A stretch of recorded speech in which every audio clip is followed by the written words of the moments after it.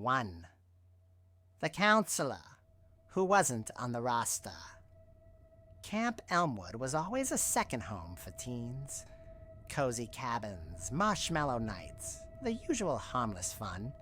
But in 2014, kids from Cabin 9 started whispering about a counselor who didn't speak. His name was Eli. He wore an old camp hoodie, had a buzz cut, and just watched. He'd appear at the edge of the woods during archery or stand by the cabin doors at night. One camper said Eli even helped him pick up a flashlight he'd dropped in the dark. But here's the part that made everyone uneasy. None of the other counselors knew who Eli was. He wasn't listed anywhere. Not on the staff boards, not in the camp group chat. They laughed it off as a prank until someone checked the camp's memorial wall.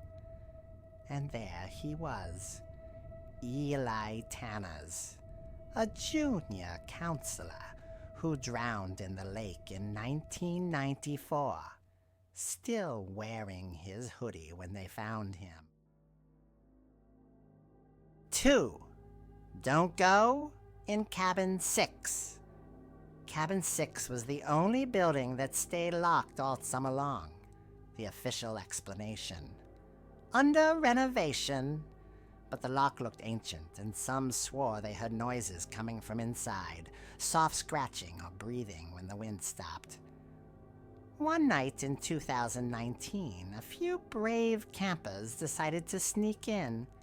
It took 3 screwdrivers and a crowbar to get the door open. Inside, the air was cold and heavy. The beds were moldy, the windows blacked out with newspaper from decades ago. And in one bunk's corner, they found a dusty, leather-bound diary. It belonged to a camper named Lily from the 90s. Her final entries were manic. "It's crawling from the walls now," she wrote. "It knows I'm alone in here." The next day, staff confiscated the diary, denied everything, and doubled security around the cabin. What happened to Lily? She went missing in 1993. Her name has never been spoken at camp since. 3. The thing that screamed from the forest.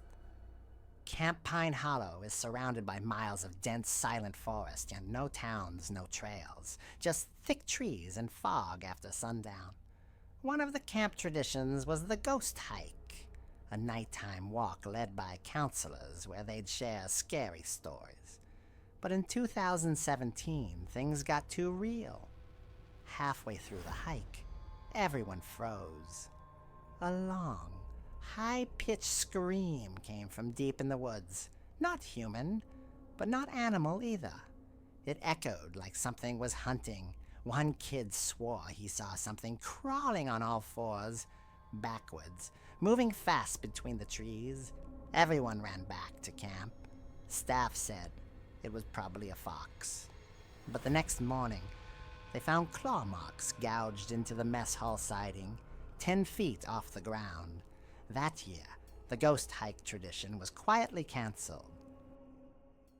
4. The camper, who came back wrong. Rachel was the quiet girl, always polite, always writing in her sketchbook.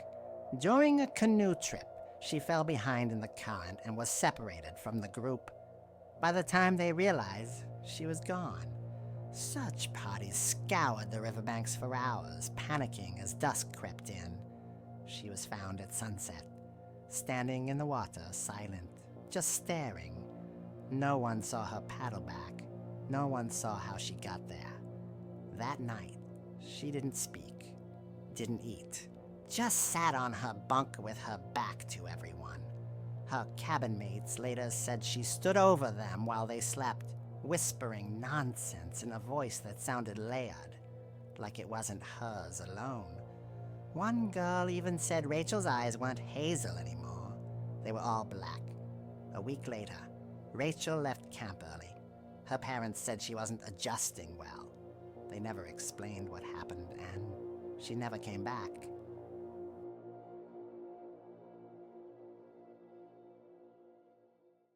5.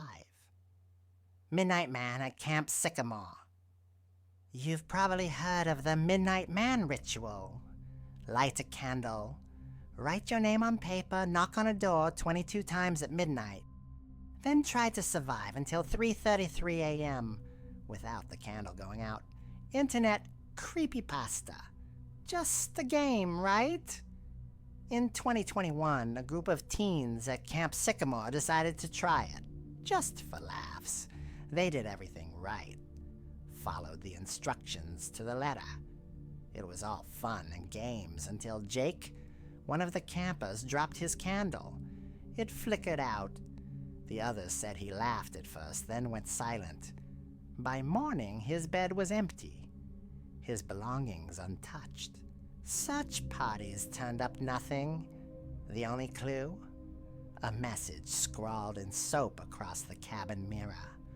1 down, 4 to go. The camp said it was a prank, but none of the other kids ever played the game again. Jake's parents never spoke to the media.